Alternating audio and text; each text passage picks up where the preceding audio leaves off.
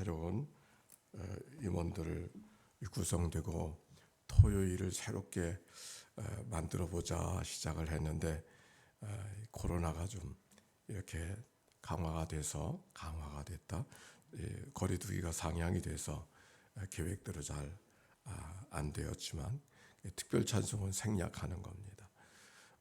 그래서 부원들은 올 수 있는 사람은 오고 못 오는 사람은 영상으로 참여하는 가운데 새벽을 참 기도하고 있고 또 1년 동안 교회를 위해서 봉사하려고 마음에 준비하는데 첫 시간이니까 기도로 시작하자 그런 마음이 오늘 주관하는 그런 마음이었습니다. 토요일 날은 그렇게 각 부서별로 돌아가면서 주최해서 가도록 하겠습니다. 자, 오늘 성경의 말씀 여호수아서 23장의 말씀은 여호수아서를 마지막 마치는 여호수아의 유언의 말씀이 오늘 성경 속에 기록이 되어져 있습니다. 자, 1절 말씀 한번 읽어볼까요? 1절입니다. 시작. 여호수아께서 주의 모든 원수들로부터 이스라엘을 쉬게 하신 지 오랜 후에 여호수아가 나이 많아 늙은지라 여호수아가 한 절도 온 이스라엘 곧 그들의 장로들과 수령들과 재판장들과 관리들을 불러다가 그들에게 이르되 나는 나이가 많아 늙었도다. 여호수아가 나이가 든 것을 인정하는 거예요. 내가 나이가 많았도다, 늙었다 그렇게 이야기하고 있습니다. 자기의 인생에 나이 많은 걸 인정하는 일이 쉬운 일이 아닌 것 같아요. 그런데 여호수아는 자기의 나이 많아 늙은 걸 인정하고 있습니다. 법적으로는 65세가 어르신으로 인정하고 있지 않습니까? 교회적으로는 70세, 65세 너무 많아가지고 70세부터. 근데 사람이 살아가면서 보니까 70세가 더 노인이라 그래도 70대하고 80대하고 다른 것 같아요. 그러니까 70대는 노인이 됐어도 본인이 노인으로 생각하지 않는 것 같고 80이 넘어가면 비로소 내가 나이가 들었구나 그렇게 생각을 하게 되는 것 같습니다. 오늘 여기 여호수아는 80을 훨씬 넘어서 그가 임종할 때는 110세가 되었음을 성경이 말하고 있는 것이죠. 그런데 나이가 들었음을 인정하면서 여호수아는 마지막 말을 무엇으로 하고 있는가? 오늘 거기에 말씀을 집중해서 읽어야 되지 않겠습니까? 자, 이렇게 말합니다. 3절입니다. 시작. 너희의 하나님 여호와께서 너희를 위하여 이 모든 나라에 행하신 일을 너희가 다 보았거니와 너희 하나님 여호와 그는 너희를 위하여 싸우신 이시니라. 뭐라고 말하냐면 하나님이 누군가를 말하고 있는 거예요. 하나님이 누군가. 하나님이 누구라고 말합니까? 나와 함께 싸워주신 분이다. 여호수아의 일생은 늘 전쟁 앞에서 싸우며 살아갔던 사람이었는데 그 모든 전쟁이 내 힘으로, 내 재주로, 내 기술로, 내 능력으로 싸워온 삶이 아니라 하나님이 함께 해주신 삶이었다 고백하고 있는 것이죠. 이스라엘 백성들이 하나님을 출애굽했었을 때 하나님을 특별하게 경험하고 있지 않습니까? 홍해를 건널 때에 하나님, 두려워하던 그 하나님께서 이리 갈 수도 저리 갈 수도 없었을 때에 너는 가만히 있어 하나님이 너희 가운데 하나님인 것을 알게 하시는 그 역사를 보여주시던 이야기가 홍해 앞에서 경험했던 하나님, 광야를 지나면서 경험했던 하나님, 만나며 쥐를 먹게 해주신 하나님, 아말렉 군사를 이기게 해주시는 그 하나님, 그 모세의 하나님은 그런 하나님이었죠. 그런데 여호수아의 하나님도 그 못지않게 오늘 성경에는 기록되어져 있지 않지만 하나님이 우리를 위해 싸워주셨다는 이 말씀 속에는 바산의 옥을 대항하게 하시고 헤스본의 시온을 대항하게 하시고 이기고 나가게 하신 그 하나님을 고백하고 있는 거 아닌가요?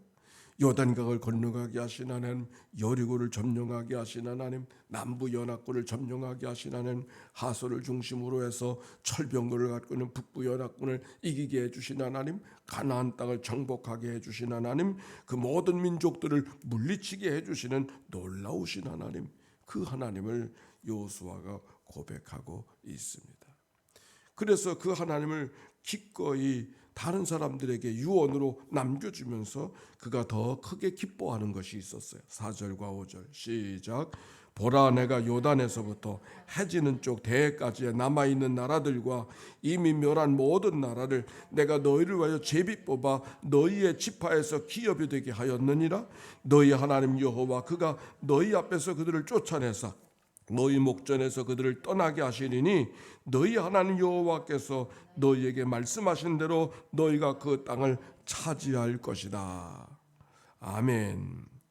제비 뽑아 이 모든 것들을 다 너희들에게 분깃으로 기업으로 되게 해 주셨다. 오늘 이 말씀이 제게는 그저 지나간 일들에 대한 상황에 대한 설명이 그렇게 됐다 그렇게 들려지지 아니하고, 땅을 차지하게 하신 하나님, 정복했으니까 땅을 차지하는 거 너무 당연한 게 아닌가 이렇게 읽혀질 수 있지만, 그런데 이 말씀 속에는 오히려 땅을 차지하게 되어졌었을 때 그들이 누가 더 공로 있는가를 이야기하면서 서로 더 많이 차지하려고 욕심 부리지 않았을까.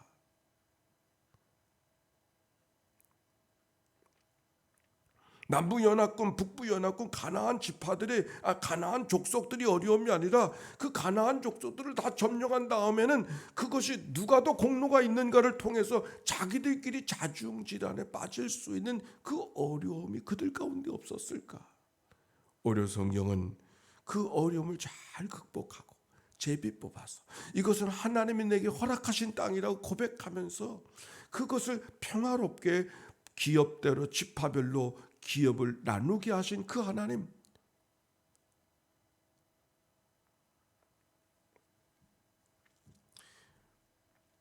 이스라엘 백성들이 지파들이 연합을 해서 그 족속들을 이겼다고 하는 것도, 그래서 하나님이 이기게 해주신 하나님도 감사하지만 그 이긴 것들을 공과로 나누지 아니하고 하나님이 허락하신 은혜로 나누면서 평화롭게 제비 뽑아서 하나님이 내게 허락하셨음을 고백하면서 나누는 그 모든 일들이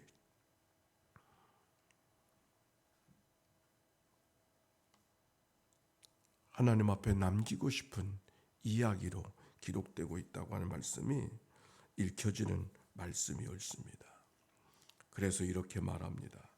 6절의 말씀 시작. 그러므로 너희는 크게 힘써 모세의 율법책에 기록된 것을 다 지켜 행하라. 그것을 떠나 우로나 좌로나 치우치지 말라. 사람이 큰 일을 겪으면은 그 큰 일 속에서 형제들끼리 다툼이 생겨지고 집안들끼리 다툼이 생겨지고 그런 일들이 종종 있지 않습니까? 그러나 오늘 백성들의 모습은 그런 모습은 보이지 않아. 오히려 그 지파들이 자기의 땅에서 다른 지파들의 땅을 분깃을 나눠주고 자기들의 성을 빼서 레위인들에게 그들의 삶의 초소를 남겨주고 하는 이야기들 속에 분깃을 나누어 가는 장면은 아주 아름답게 하나님께서 허락해 주신 것이라고 고백하면서, 사실 하나님의 허락하신 것이라고 고백했을 때 그게 가는 것이지 내 힘으로 뺏은 것이라고 이야기하면 힘 있는 사람이 더 많이 가지려고 더 많이 뺏으려고 차지하려고 애쓰지 않겠습니까? 하나님이 함께 하셨다고 하는 것이 무엇인가? 우리의 생활 속에서도 하나님이 함께 하신다고 하는 것이 뭐 대단한 능력을 받고 놀라운 일들을 취해서 하나님이 함께 하신 것이 아니라 어떤 경우 속에서 내 안에 평강을 잃어버리지 않고 어떤 경우 속에서도 내 안에 주님이 함께 하심을 경험할 수 있는 것은 평안함을 잊어버리지 아니할 때, 오늘 성경은 그 유언하는 여호수아의 모습 속에 그것을 너무 하나님 앞에 감사하는 모습을 발견해요. 그러면서 너희는 힘써 모세 율법책에 기록된 것을 다 지켜 행하라. 그것을 떠나 좌로나 우로나 치우치지 말라. 힘써, 크게 힘써서 말씀을 지켜 행하는 생활이 저절로 되는 것이 아닌 것을 말하고 있죠. 크게 힘써서. 복 있는 사람은 악인의 길을 쫓지 아니하고 죄인의 길에 서지 아니하고 오만한 자의 자리에 앉지 아니하고 오직 여호와의 율법을 주야로 묵상하는 자로다. 하나님의 말씀을 늘 묵상하며 살아갈 때 복 있는 삶을 살아갈 수 있음을 성경이 우리에게 가르쳐주고 있는 것이죠. 주야로.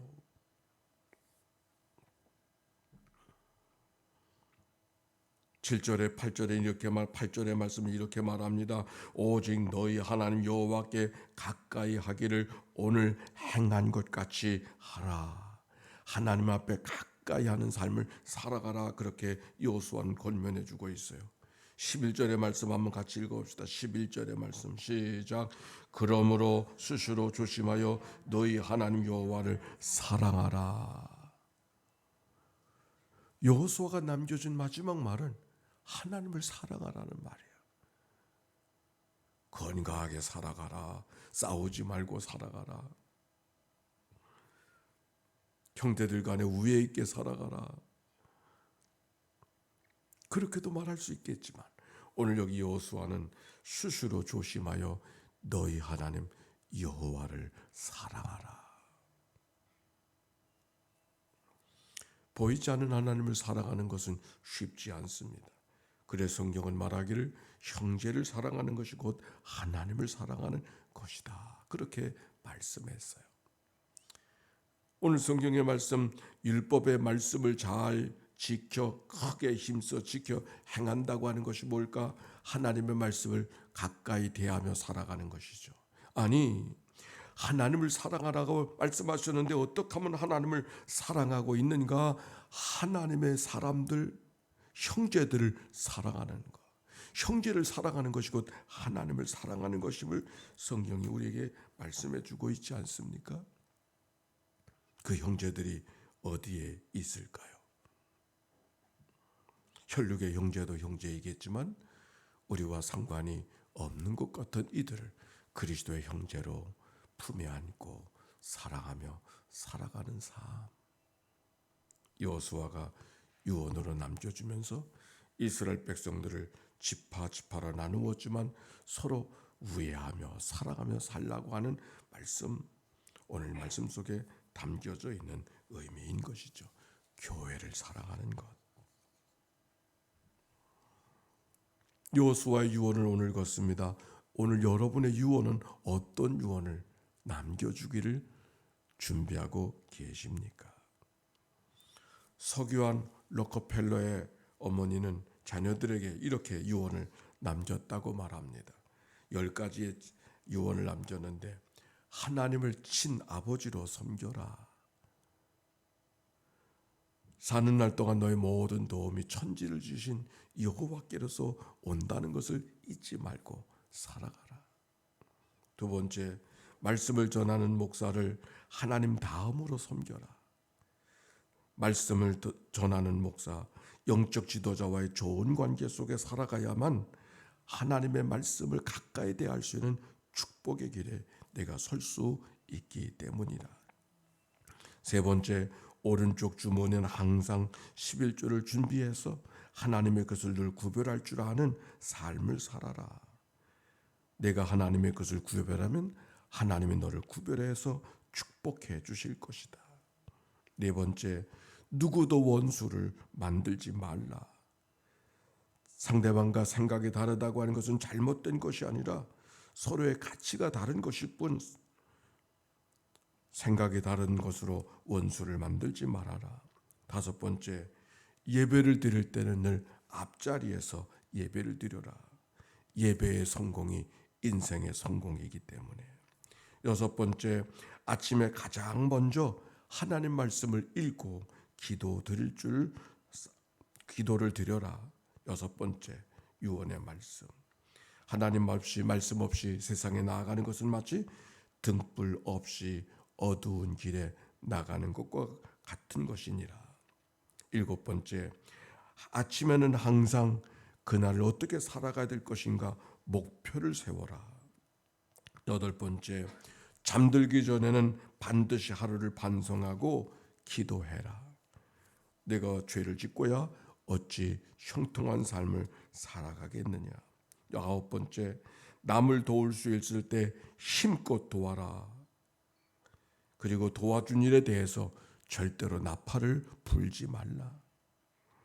10번째, 주일 예배는 반드시 본교에 가서 드려라. 이것이 서기왕 로커펠러의 어머니가 자기 아들에게 남겨준 10가지의 유언이라고, 아주 유명한 유언이죠.